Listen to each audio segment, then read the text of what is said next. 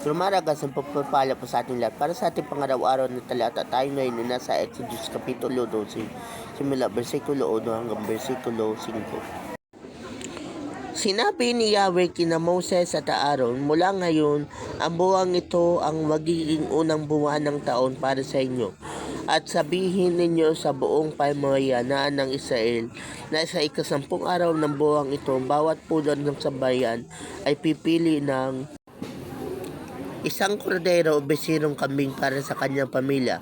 Kung maliit ang pamilya at hindi makauubos ng isang buong kordero, magsasalo sila ng kalapit na pamilya na hindi rin makakaubos ng isang buo. Ang dami ng magsasalo-salo sa isang kordero ay ibabatay sa dami ng makakain ng bawat isa. Kailangan ang kordero ay lalaki, 1 taong gulang, walang pinsala o kapintasan. Kung walang tupa ay kahit kambing. So, ito ang passage tungkol dun sa preparation ng celebration for Passover o Paskwa. Kasi nung panahon na yaon, yung si Lord ay bumaba at pinarusahan yung mga Egyptians at namatay lahat ng panganay ng mga Egyptians. Pero yung panganay ng mga Israelites, walang kahit nagalaw na kahit na sino o ano.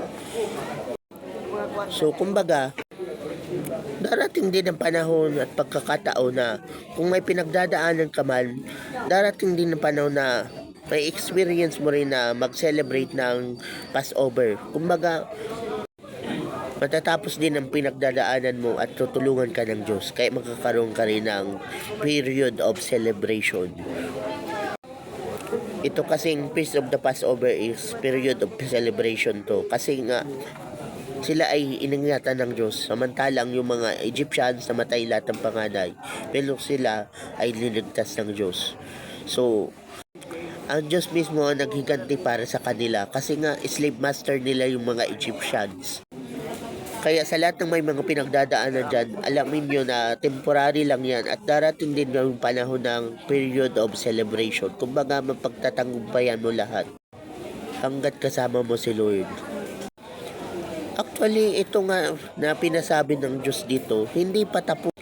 Hindi pa sila nakakaalis sa Egypt pero sinabi na ng Lord na magsiselebrate sila ng Feast of the Passover.